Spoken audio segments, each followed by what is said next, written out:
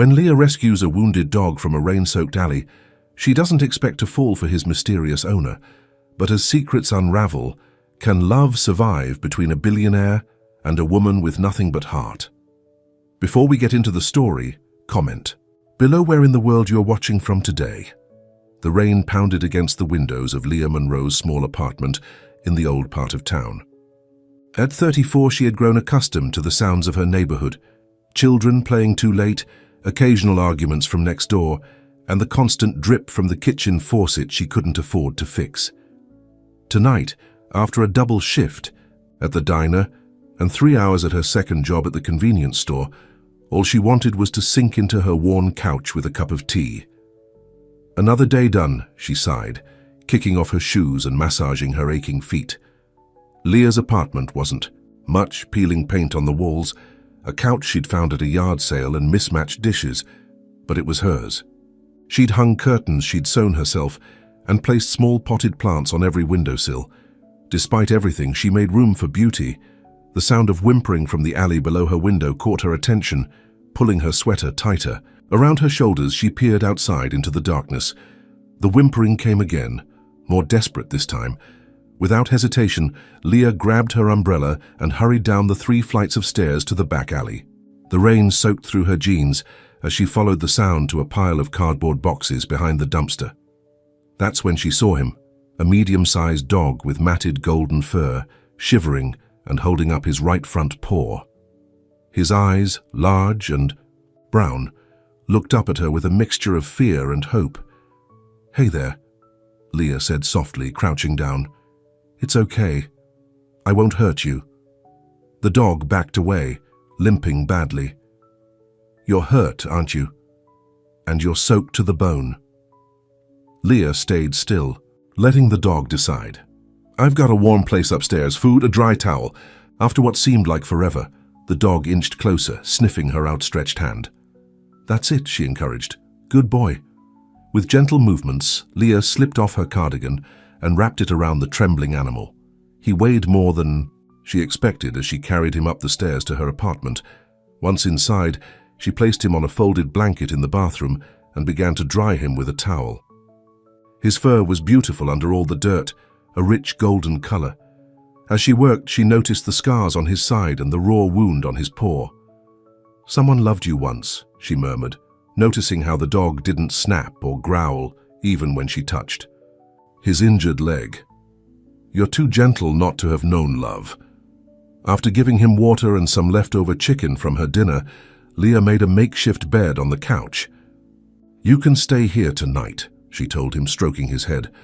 "Tomorrow we'll figure things out." But one night turned into 3, and 3 turned into a week. She named him Milo after her grandfather's dog from her childhood. Each day, his limp improved a little. Each night he slept closer to her bed. "You know, Milo," Leah said one evening while she cooked dinner, "I wasn't planning on a roommate, but you're not so bad. Don't snore, don't leave dishes in the sink." Milo thumped his tail against the floor, watching her with devoted eyes. Her day off, Leah counted her tips from the week and made a decision. "Come on, boy, we need to get that leg looked at properly." The local clinic was crowded, but Dr. Chen squeezed them in between appointments. "No collar, no tags," Dr. Chen observed, examining Milo carefully. "He might be microchipped, though. Want me to check?" Leah hesitated. Of course she should check. If Milo belonged to someone, they must be worried sick. But the thought of giving him up made her heart ache. In just 3 weeks, he'd become her companion, greeting her at the door when she came home tired from work, resting his head on her lap while she read. "Yes," she finally said, "please check." Dr. Chen ran the scanner over Milo's neck and shoulders. Nothing coming up. Could be a damaged chip or no chip at all." Relief washed over Leah, followed immediately by guilt. "His leg? Sprained. Not broken. He's healing well. You've done a good job with him." Leah paid the 87 bill, money she'd been saving for new winter boots, and took Milo home, stopping to buy him a proper collar and leash with the last of her cash. What Leah didn't know was that 20 miles away, in a sleek office in the city's financial district, an alert had just pinged on a computer screen. The information automatically transferred to a private server, where it was flagged and forwarded to a man who hadn't slept properly in weeks. Rowan Hartwell stared at the notification on his phone, his hand trembling slightly. Milo had been found. After 3 weeks of private searches, sleepless nights, and a grief he couldn't share with anyone, his dog, his only true companion, was alive. At 40, Rowan had inherited the Hartwell real estate empire reluctantly. He'd grown up with wealth, but found little comfort in it after losing his parents in a boating accident when he was 30. His position as CEO made him a target for opportunists and fortune hunters, which had turned him increasingly private and guarded. Only Milo had seen the real Rowan, the man who preferred reading by the fire to attending galas, who sometimes skipped meetings to walk on the beach, who spoke more freely to his dog than to any human. The day Milo disappeared from his private estate broke something in Rowan. The dog had been with him for 7 years, ever since he'd found him at a shelter after his parents' funeral. He'd searched everywhere, offered rewards to his staff, but avoided public announcements that might draw unwanted attention. Now, according to the scan information, Milo was at a small veterinary clinic in the older part of town. Rowan called. "His head of security, James. I need an address from this chip scan," Rowan said, his voice tight with emotion. "And I'll go alone." "Mr. Hartwell, I strongly advise—" "Alone, James. This isn't business, it's personal." An hour later, Rowan parked his ordinary-looking sedan in front of a run-down apartment building. He'd chosen to wear jeans and a simple button-down shirt, nothing that would reveal his wealth or status. The clinic records had led him to an El Monroe in apartment 3B. As he climbed the stairs with a heavy heart, Rowan prepared himself. Whoever had Milo might demand money for his return. They might have mistreated him. They might be the reason he went missing in the first place. He knocked on the door of 3B, hearing a dog bark excitedly on the other side. Milo's bark. His heart raced. The door opened to reveal a woman with warm brown eyes and dark hair pulled back in a simple ponytail. She wasn't what he expected. There was nothing calculated in her expression, just curiosity and a touch of wariness. "Can I help you?" she asked. Before Rowan could answer, Milo pushed past her legs and leapt toward him, whining and wiggling with joy. The emotion that surged through Rowan was overwhelming. He knelt down, burying his face in Milo's fur, unable to speak for a moment. "Wenena." He looked up. He saw the woman watching them with a complicated expression, happiness mixed with what looked like heartbreak. She knelt beside Milo and whispered something in his ear before scratching behind it gently. "I knew he had someone out there," she said quietly. "I just didn't think I'd miss him this much." Her words caught Rowan off guard. There was no demand for reward, no explanation of how she'd found his dog, just honest emotion. "His name is Milo," she continued. "At least, that's what I've been calling him. I found him in the alley behind this building 3 weeks ago. He was hurt and scared." Rowan stood up, studying her more carefully. Her apartment was small but tidy, with a few simple touches that made it feel like a home. A threadbare blanket was folded on the couch, clearly Milo's new bed. Dog food and a water bowl sat in the corner of the kitchen. She'd cared for him. "May I come in?" Rowan asked, surprising himself. Leah hesitated, then nodded, stepping aside. "Of course, would you like some tea?" Rowan sat at her small kitchen table while she put on the kettle. Milo settled between them, seemingly unwilling to choose one over the other. "I'm Leah Monroe," she said, placing a chipped mug of tea in front. "Of him?" "Rowan," he replied, deliberately leaving off his last name. "Thank you for taking care of him." "He's special," Leah said simply. "The night I found him, it was pouring rain.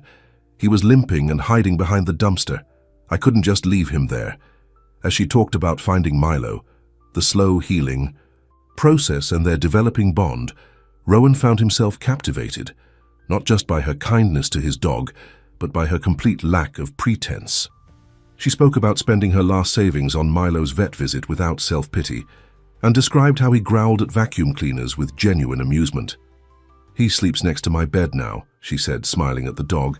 "Sometimes I think he knows when I've had a hard day. He'll put his head on my lap like he's saying, 'I get it.'" Rowan felt something shift inside him. This woman hadn't just kept Milo alive, she'd given him a home, a real one, filled with the kind of genuine care that couldn't be bought. "How did you lose him?" Leah asked gently. Rowan ran a hand through his hair. "He was at my house. The gate was left open by mistake. I've been searching for him ever since." "You must have been worried sick." "I was," Rowan admitted. "He's been with me through some difficult times." An uncomfortable silence fell between them as they both realized what came next. Rowan would take Milo home. Leah would be alone again. "I should get his things," Leah said, standing up suddenly. She gathered Milo's new collar, leash, a chew toy, and the blanket from the couch. Her hands trembled slightly as she placed them on the table. "He likes to be wrapped in this blanket when it thunders, and he prefers his food slightly warm." Rowan watched her, struck by the care in every word, every gesture. When was the last time anyone had looked after something of his with such genuine tenderness? "Keep the blanket," he said suddenly, "and the toy." Leah looked confused. "But it's because I'd like to bring him back to visit," Rowan continued, the words forming as he spoke them. "If that's okay with you." Her eyes widened. "Visit? Yes. You saved him, cared for him. That matters to me."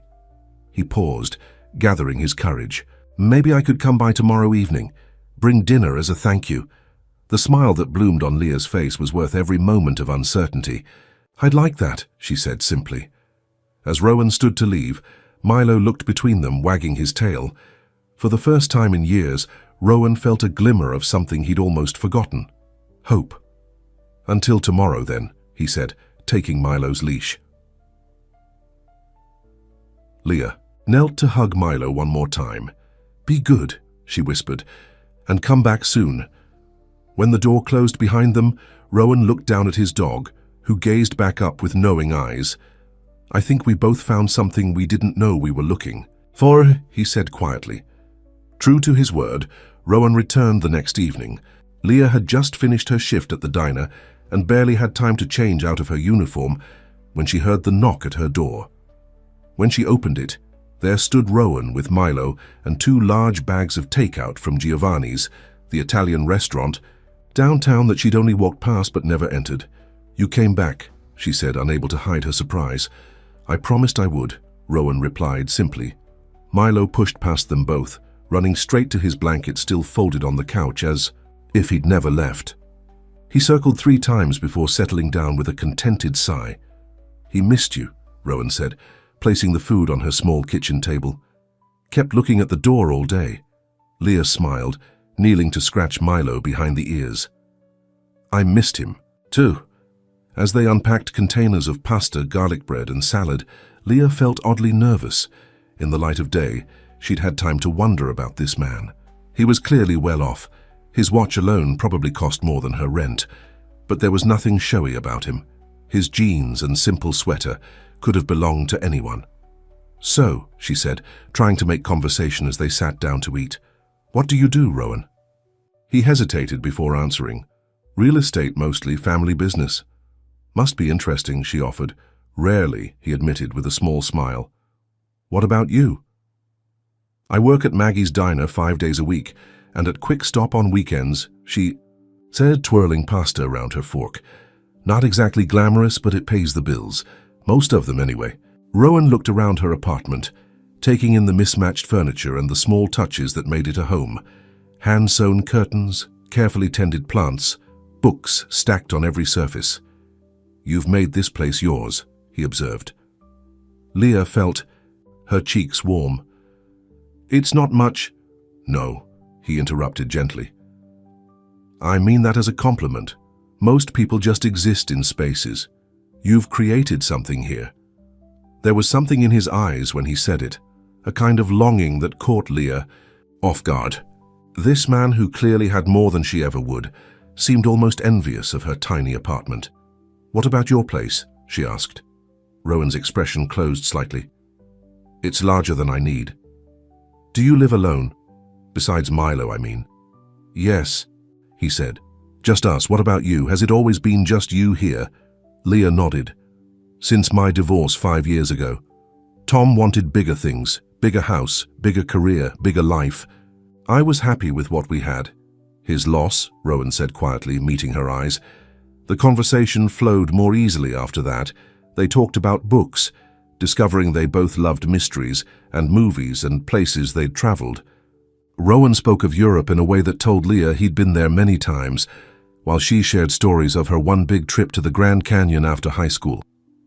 As they finished dinner, Milo moved from the couch to settle between their feet, under the table, his tail thumping against the floor whenever either of them looked his way.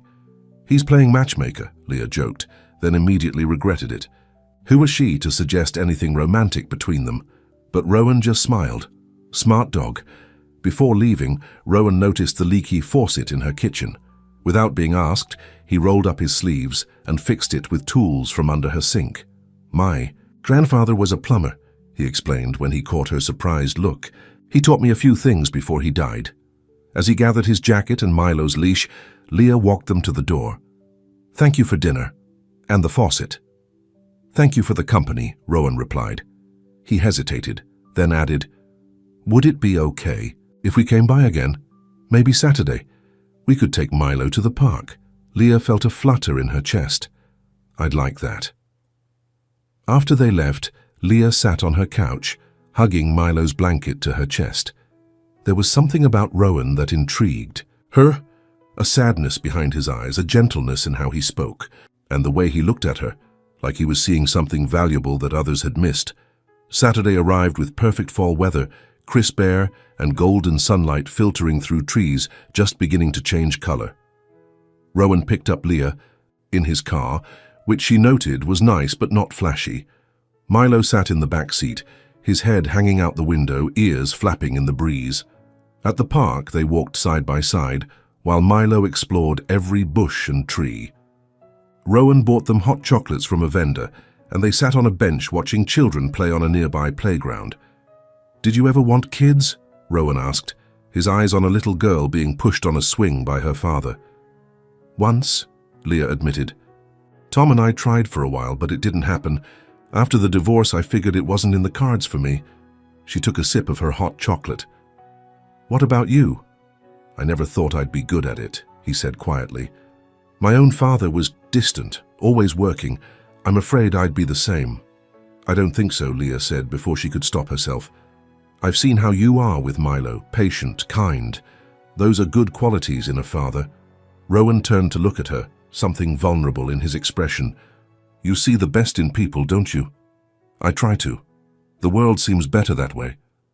They continued their walk, and Leah found herself sharing stories about her childhood in a small town upstate, about her dream of opening a poetry cafe someday, about the night classes she took in literature at the community college.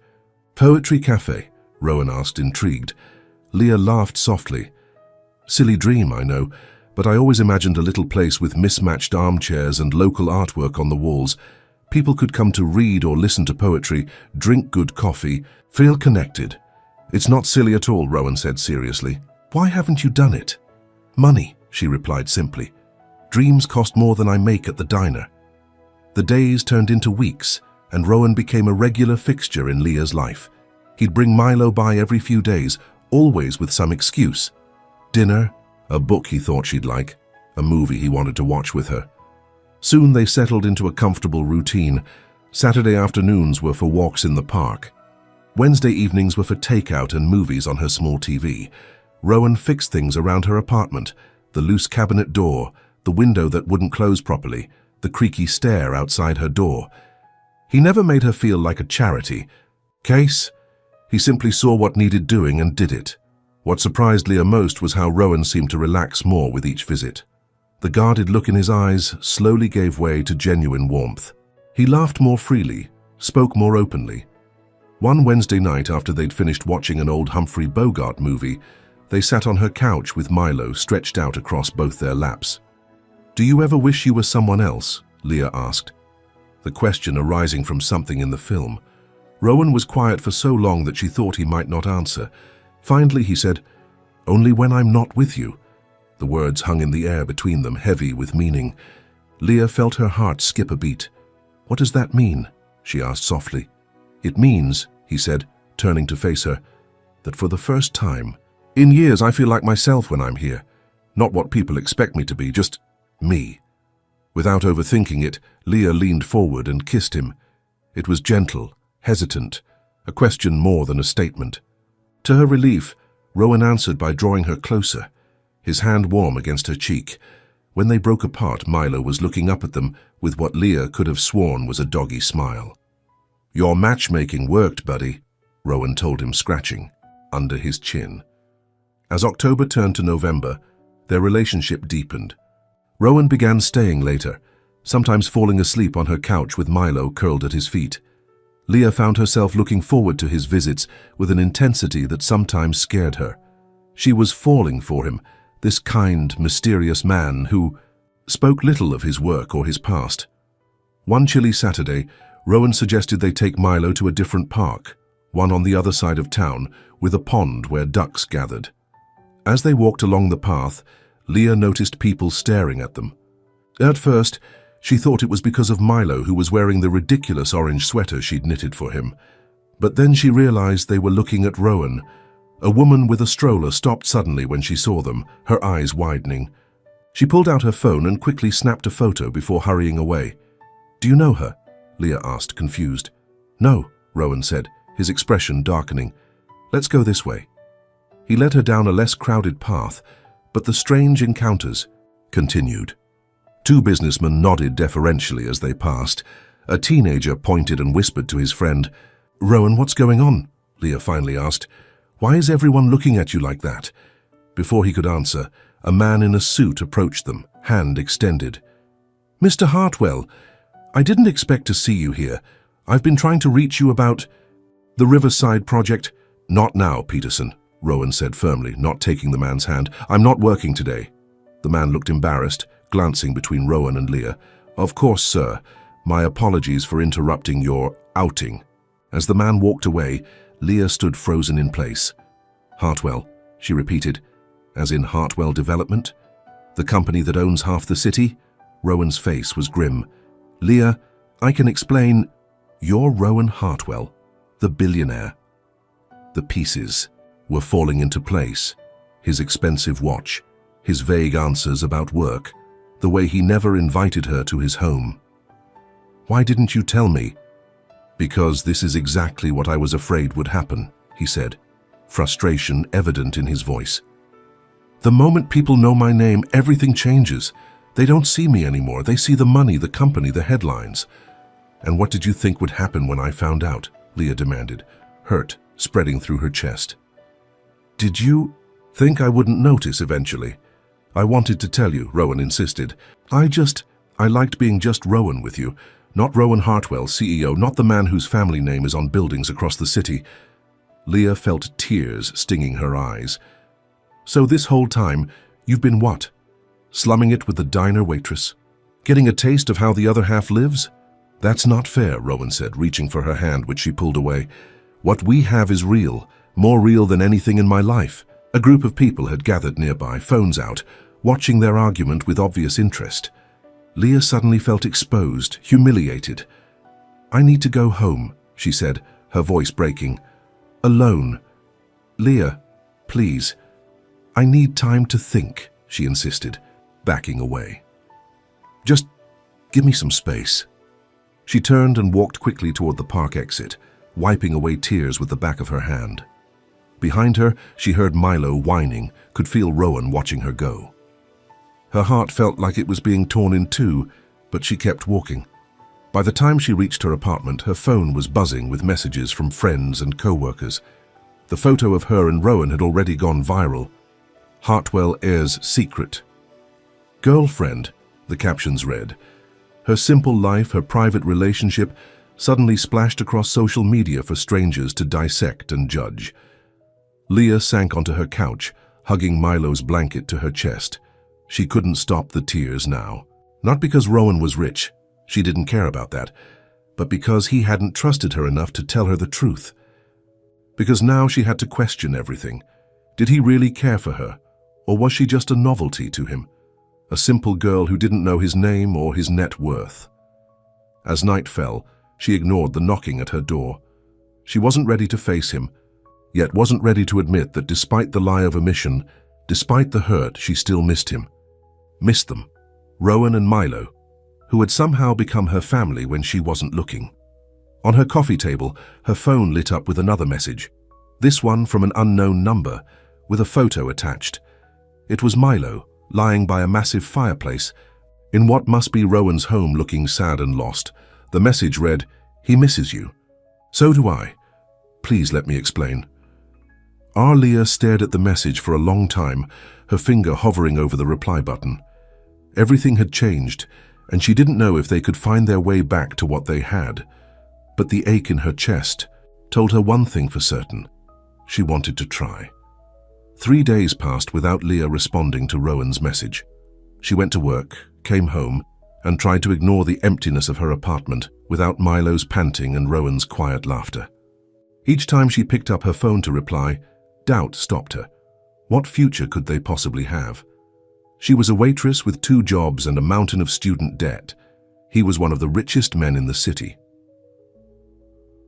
On the 4th day, as Leah was finishing her shift at Maggie's diner, her co-worker Jen slid a newspaper across the counter. "You might want to see this," Jen said, tapping on a photo. There on the society page was a picture of Rowan, dressed in an expensive suit, standing next to a stunning blonde woman at some charity event. The caption read, "Rowan Hartwell and socialite Victoria Pierce at the Children's Hospital Gala." Leah felt her stomach drop. "When was this taken?" "Last night," Jen replied, watching her carefully. "You okay, honey?" "I'm fine," Leah said automatically, though she felt anything but fine. "I need to go." She walked home in the cold November, the newspaper tucked under her arm. She'd been foolish to think someone like Rowan would wait around for her. Of course he had moved on, back to his real life with people from his world. When she reached her apartment building, she stopped short. Parked at the curb was Rowan's car, and sitting on her front steps, bundled in a coat too thin for the weather, was Rowan himself. Milo lay at his feet, wearing the orange sweater she had knitted. Rowan stood when he saw her, his expression a mixture of hope and uncertainty. "You didn't answer my texts." Leah held up the newspaper. "Looks like you've been busy." Confusion crossed his face, then understanding when he saw the photo. "That's not what it looks like." "It never is," Leah said, moving past him toward her door. "Victoria is my cousin's wife," Rowan explained, following her. "The hospital gala is a family obligation. I've attended it every year since my parents died." Leah paused, key in the lock. "Your parents died?" 7 years ago. Boating accident." His voice was flat, rehearsed, as if he'd said the words many times, but they still hurt. "That's when I got Milo, from a shelter. He was the only one who didn't care about the Hartwell name." Leah felt her anger softening despite herself. She opened the door, hesitated, then stepped aside. "You should come in. It's cold out here." Relief washed over Rowan's face as he and Milo followed her inside. Her apartment felt smaller with him standing in it now, knowing who he really was. She could imagine how it must look to him, shabby and cramped compared to wherever he lived. "Should have told you sooner," Rowan said quietly, watching as Milo went straight to his blanket on the couch. "I know that, but I was afraid." "Afraid of what?" Leah asked, hanging up her coat. "That you'd look at me differently, that what we had would change." He ran a hand through his hair, a gesture she'd come to recognize when he was nervous. "When my parents died, I inherited everything, the company, the properties, the fortune, and suddenly no one saw me anymore. They saw dollar signs. Every relationship became a transaction. So you lied to me?" Leah crossed her arms, protecting herself. "I never lied about who I am," Rowan insisted. "Just what I do. My name, my family, everything I've shared with you about myself, my feelings, my thoughts, what I care about, that was all real." Leah sank onto the couch next to Milo, who immediately put his head in her lap. "I don't know what to believe anymore, Rowan. Or even if that's your real name." "It is." He sat beside her, careful to leave space between them. "Rowan James Hartwell, 40 years old, terrible at relationships, scared of thunderstorms but would never admit it, in love with a woman who found my dog and brought him back to life when I thought he was gone forever." Leah's head snapped up.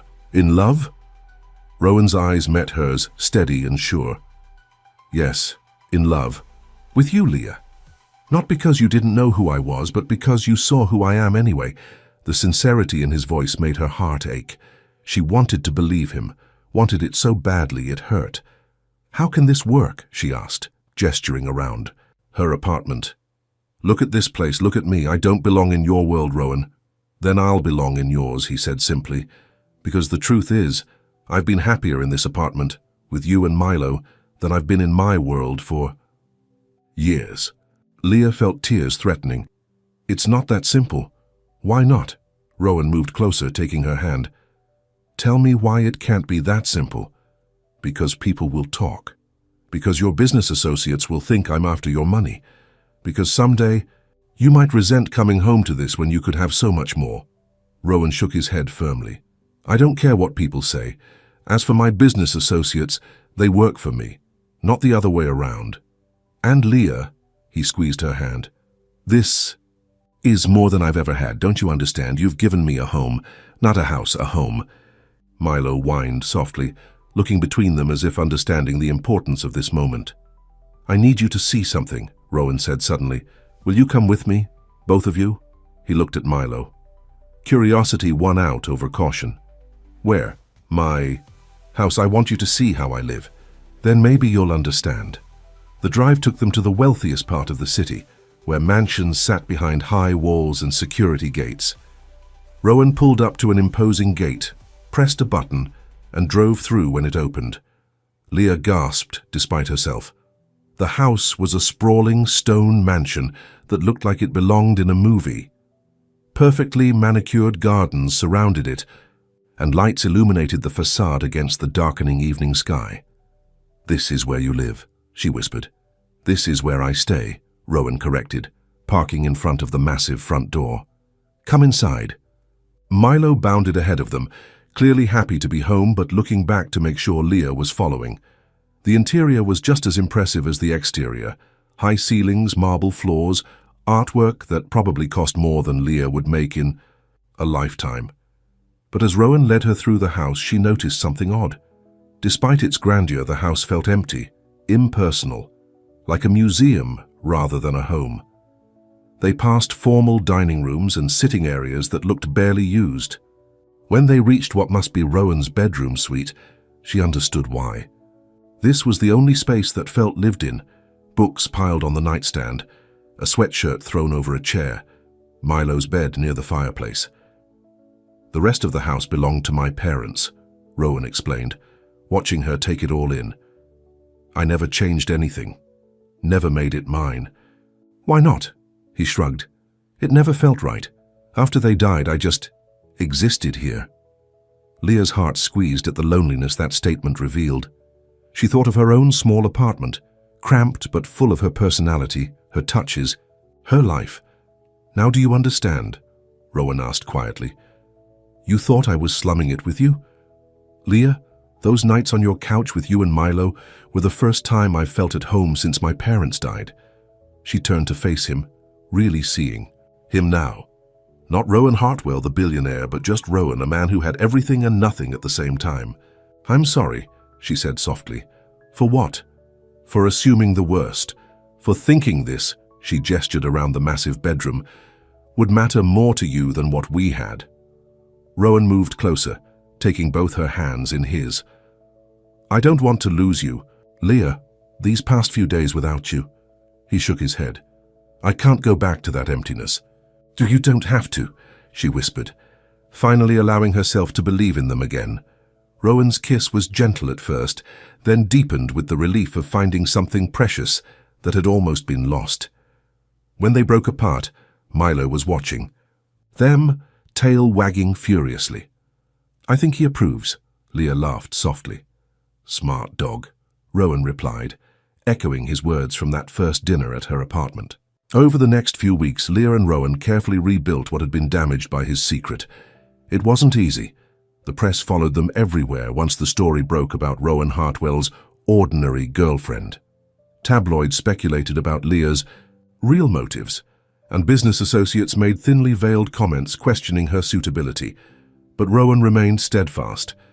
He held her hand proudly at company events, corrected anyone who suggested she wasn't good enough, and spent most nights at her apartment rather than his mansion. For Thanksgiving, they decided to host dinner at Leah's place, inviting her closest friends and a few of Rowan's most loyal employees. Leah worried about fitting everyone into her small space, but Rowan insisted. "Your apartment feels more like home than my house ever has," he said, as they prepared the turkey together, Milo watching hopefully for dropped scraps. The dinner was chaotic and wonderful. Too many people crammed around borrowed folding tables, mismatched plates, and laughter that filled every corner of the small apartment. James, Rowan's head of security who had become a friend, raised a toast. "To finding family in unexpected places," he said, lifting his glass. Later that night, after everyone had gone and they were cleaning up, Rowan seemed unusually quiet. "What's wrong?" Leah asked, putting away the last of the leftovers. "Nothing's wrong," he assured her. "I've just been thinking." "About what?" Rowan leaned against the counter, watching her with an expression she couldn't quite read. "About that poetry cafe you talked about, the dream you had." Leah smiled, remembering. "What about it?" "I think you should do it," she laughed. "Maybe someday when I win the lottery. Or now," Rowan said seriously. "I found a building downtown, small, but with character. It's for sale." Leah stopped what she was doing, turning to face him. "Rowan, I can't afford a building downtown." "I can," he said simply. "No." She shook her head firmly. "I won't take your money like that." "It wouldn't be taking," Rowan argued gently. "It would be investing, in your dream, in our future." "Our future," Leah repeated, her heart skipping. Rowan reached into his pocket and pulled out a small velvet box. Leah's breath caught in her throat. "I had a whole speech planned," he said, opening the box to reveal a simple but elegant diamond ring. "About how you found Milo when he was lost, and somehow found me too. About how you made a home in a world that always felt cold to me. But, standing here in this kitchen where we've shared so many meals, I just want to ask, Leah Monroe, will you marry me?" Tears filled Leah's eyes. "Are you sure? Your board of directors, your family name—" "None of that matters," Rowan interrupted. "You do. We do. Milo and you and me, that's what matters." As if hearing his name, Milo padded into the kitchen, looking expectantly between them. Leah laughed through her tears. "I think he's waiting for an answer too." She took a deep breath, looking at Rowan, at the love and hope in his eyes, and knew her answer. "Yes," she said simply. "Yes, I'll marry you." Rowan slipped the ring onto her finger, then lifted her into his arms, spinning her around the small kitchen while Milo barked excitedly. As Rowan set her down, Leah looked around her tiny apartment, the chipped paint, the mismatched furniture, the worn couch where they had fallen in love. Soon their lives would change. She might move into his house, or they might find a new place together. She might open that poetry cafe after all. But one thing she knew for certain: wherever they went, whatever they did, it would be home as long as they were together. That night, as they lay in bed with Milo snoring softly at their feet, Leah turned to Rowan. "I never asked, what made you come to my door that first day? You could have sent someone to get Milo." Rowan was quiet for a moment, thinking back. "I wanted to see who had found him, to thank them myself. But then what? Then I saw you kneel and whisper to him, saw how he ran to you with such joy, and something in me unraveled." He stroked her cheek gently. "Because you didn't know who he belonged to, but you loved him like I would have." "And now?" Leah asked softly. Rowan smiled, pulling her closer. "Now I know that some things get lost, so better things can be found." Outside, snow began to fall, covering the city in quiet white. Inside, in a small apartment in the old part of town, a man, a woman, and a dog slept peacefully, having found in each other what money could never buy: a family, built on nothing more than love and second chances. Christmas arrived in a flurry of activity. Leah had never experienced a holiday quite like this one, her small apartment transformed by a 7-foot tree that Rowan had somehow managed to fit in her living room, presents spilling out from underneath. It, and the constant comings and goings of delivery people bringing everything from gourmet food baskets to designer clothing. "Oh, you have to stop," she told Rowan one evening as he arrived with yet another beautifully wrapped package. "My closet can't hold anything else, and neither can this apartment." Rowan just smiled, setting the package under the tree. "I've missed too many Christmases with someone I love. Let me enjoy this one." It was hard to argue with that. Since their engagement 3 weeks ago, Rowan had thrown himself into holiday preparations with childlike enthusiasm. He decorated her apartment with twinkling lights, hung mistletoe in every doorway, and insisted on baking Christmas cookies despite having no baking experience whatsoever. "You're like a kid," Leah laughed one night as they sat surrounded by badly frosted cookies, flour dusting Rowan's expensive sweater and icing in his hair. "I never really celebrated as an adult," he admitted. "The Hartwell family Christmas was always formal dinners and obligatory charity events. After my parents died, I stopped celebrating altogether." Leah's heart ached at the thought. She reached over and squeezed his hand, leaving a smudge of green frosting on his wrist. "Well, this year we're making up for lost time." And they were. Together with Milo, who now sported a ridiculous reindeer collar that jingled when he walked, they created new traditions. They watched old Christmas movies under blankets on her couch. They took evening walks to see the neighborhood lights. They drank hot chocolate with too many marshmallows. The news of their engagement had spread quickly. The business world was buzzing with speculation about the Hartwell heir marrying a waitress, and Leah had endured more than a few uncomfortable encounters with Rowan's social circle. But with each snide comment or doubtful look, Rowan's support never wavered. "They'll learn to love you as I do," he assured her, "or they'll learn to live without us in their lives." On Christmas Eve, they decided to host a small gathering at Leah's apartment. Her friends from the diner came, as did James and a few other employees from Hartwell Development, who had welcomed Leah warmly. Even Dr. Chen, who had treated Milo, when Leah first found him, stopped by with his wife. "I've never seen this place so full," Jen from the diner commented, looking around at the crowded apartment. "Full of good people," Leah replied, watching as Rowan poured drinks and chatted easily with her co-workers, no trace of the billionaire businessman in his manner. Later that night, after everyone had gone and they sat alone in the glow of the Christmas tree lights, Rowan handed Leah a small envelope. "One more gift," he said, "for tomorrow really, but I can't wait." Curious, Leah opened it and pulled out a single key. "What's this for?" she asked. "Your poetry cafe," Rowan answered, simply. "The building on Maple Street, the one with the big windows and brick walls. It's yours." Leah stared at him, speechless. "Before you say no," Rowan continued quickly, "it's not just a gift. It's an investment in our future, a place for you to build your dream, on your terms. I'll be a silent partner if that's what you want, or just the guy who fixes the plumbing when it breaks." Tears filled Leah's eyes, not because of the expense, though she knew the building must have cost a fortune, but because of what it represented. Rowan believed in her dream enough to make it real. "You can't just buy me a building," she managed to say. "I didn't buy it. For you," Rowan corrected gently. "I bought it for us, for our future, for the life we're building together." Leah clutched the key in her palm, feeling its weight, the weight of possibility, of dreams becoming reality. "I don't know what to say." "Say you'll make it yours," Rowan urged. "Fill it with poetry and mismatched chairs and local art, just like you described. Make it a home for words and people who need them." "Our home," Leah whispered. "A place for both of us." Rowan's smile was warm as he pulled her close. "Home is wherever you are, but yes, our place." As they kissed under the twinkling lights, Milo sprawled contentedly at their feet.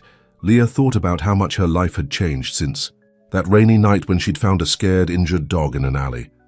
From loneliness to love, from struggle to possibility, all because she had opened her door and her heart to an unexpected guest. Christmas morning dawned bright and clear, with sunlight streaming through the windows and reflecting off the fresh snow outside. Leah woke to find Rowan already up, sitting on the floor next to Milo, both of them watching her with matching expressions of impatience. "Finally," Rowan said with a grin, "we've been waiting forever." "It's only 7:30, Leah groaned, but she couldn't help smiling at their enthusiasm. They opened presents with childlike joy, Milo tearing through the wrapping paper of his gifts with gleeful abandon, Rowan insisting that Leah open hers first. She had worried about what to get a man who could buy anything he wanted, but the journal she'd found at a used bookstore, filled with blank pages and bound in soft leather, seemed to touch him deeply. "For your thoughts," she explained as he ran his fingers over the cover. "All the ones you keep to yourself." "This is perfect," he said, his voice thick with emotion. "Thank you." After breakfast, they bundled up and took Milo for a walk through the snow-covered neighborhood. As they passed the park where they often walked, Rowan suddenly stopped. "I want to show you something," he said, tugging her hand gently. "A Christmas surprise." Curious, Leah followed him down a path they rarely took, to a quiet corner of the park where an old bench sat beneath a large oak tree. But today the bench looked different, newer, with a small bronze plaque attached to its back. As they got closer, Leah could read the words engraved on the plaque. "Where Milo brought us." Together, Rowan and Leah. "When did you do this?" she asked, touching the plaque with gloved fingers. "Last week," Rowan admitted. "I wanted to mark the place where my life really changed, where I realized I'd found something more valuable than anything I owned." Leah sat on the bench, overwhelmed by the gesture. "It's beautiful." Rowan sat beside her, Milo settling at their feet. "I have something else to ask you," he said, suddenly looking nervous. "Something important. More important than a marriage proposal," Leah teased. "Related to it, actually." He took a deep breath. "I want us to live together, properly, not just me staying over most nights. And I've been thinking about where." Leah nodded, having wondered the same thing. Her apartment was too small for three of them long-term, but she couldn't imagine living in Rowan's cold, formal mansion either. "I want to sell the estate," Rowan continued, surprising her. "It was never my home, just a place I inherited. I want us to find a new place together, something that can be ours from the beginning." "Are you sure?" Leah asked, knowing how significant this decision was. "That house has been in your family for generations, and it can go to someone else's family now," Rowan said firmly. "I don't need those walls or that history. I need you and Milo in a place that feels like us." The certainty in his voice brought tears to Leah's eyes. "I'd like that," she said softly. "A fresh start for all of us." As winter melted into spring, their lives transformed rapidly. Leah quit her jobs at the diner and convenience store to focus on renovating the poetry cafe, which they decided to name Milo's Corner, in honor of the dog who had brought them together. The building on Maple Street, a former bookstore with high ceilings and exposed brick walls, slowly took shape under her vision, with Rowan helping with the heavy lifting, but letting Leah make the creative decisions. They found a house, too, not as grand as Rowan's mansion, but spacious and warm, with a large yard for Milo and a sunroom where Leah could read. It was close enough to the cafe that she could walk to work, and had an office where Rowan could work from home when he wanted. So they moved in together in April, blending their belongings, his expensive furniture looking surprisingly at home next to her mismatched treasures. The news of Rowan Hartwell selling his family estate made headlines, as did his announcement that he was scaling back his role at Hartwell Development to focus on personal projects. The business world was shocked, but those closest to Rowan saw how the weight seemed to lift from his shoulders with each change. "You look happy," James commented one day as he helped them move boxes into the new house. "I am," Rowan replied simply, watching as Leah directed the placement of a bookshelf in the living room, Milo supervising from his new bed by the fireplace. The grand opening of Milo's Corner was set for a warm Saturday in May. Leah had been working around the clock to get everything perfect, arranging the mismatched armchairs and sofas she'd collected from thrift stores, hanging local artwork on the walls, stocking the small kitchen with coffee beans and pastries from local bakeries. On the morning of the opening, she stood in the middle of the empty cafe taking it all in, the poetry books lining the shelves, the small stage for readings, the warm lighting that made everything glow. It was exactly as she had imagined it all those years ago, a dream, made real. "Nervous?" Rowan asked, coming up behind her and wrapping his arms around her waist. "A little," she admitted. "What if no one comes?" "They'll come," he assured her. "And even if they don't, we'll still have built something beautiful." Milo, wearing a special bandana for the occasion, wagged his tail in agreement. As it turned out, Leah needn't have worried. By noon, the cafe was packed with people, her friends from the diner, Rowan's colleagues, neighbors from their new home, and curious locals who had read about the opening in the community paper. The line for coffee stretched out the door, and every seat was filled with people reading, talking, or simply enjoying the atmosphere. In the afternoon, they held their first poetry reading, an open mic where anyone could share their work.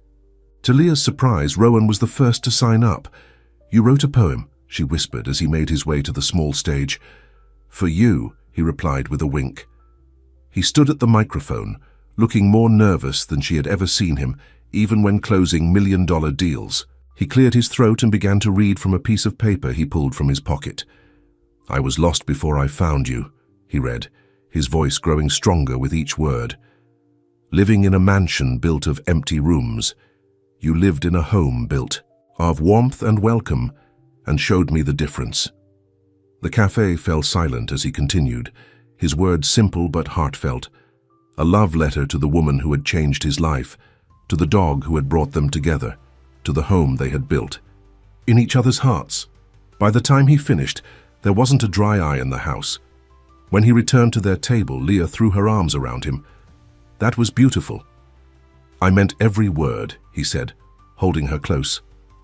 As the day wound down, and the last customers reluctantly left promising to return, Leah, Rowan and Milo sat together in the empty cafe. The evening light streamed through the big windows, casting a golden glow over everything. "So," Rowan said, pouring them each a glass of champagne, "was it everything you hoped for?" Leah looked around at the space they had created, then at the man and dog beside her, her family built from chance and kindness and love. "It's more," she said softly. "So much more than I ever dreamed possible." Rowan raised his glass. "To finding what matters. To loving what was yours," Leah added, "and you loving what was mine." "And to Milo," they said together, "who knew all, along where we belonged." Outside, the city bustled on, unaware of the small miracle that had happened within these walls, how a lost dog, a kind woman, and a lonely man had found in each other the home they had each been searching for all along. Not in grand mansions or perfect plans, but in the simple, profound act of seeing each other, truly and completely, and choosing to stay. As night fell, they locked up the cafe and walked home together, Rowan's hand in Leah's, Milo trotting happily beside them. The path ahead was theirs to create, step by step, day by day, together. And that, Leah thought as she looked up at the stars appearing in the evening sky, was the greatest gift of all. Not the cafe or the house or the ring on her finger, but the knowledge that sometimes the most valuable things come to us, not when we're searching for them, but when we open our doors to the unexpected visitors who arrive in our lives, wet and shivering and in need of shelter. Sometimes they change everything, and sometimes, if we're very lucky, they lead us home. The end.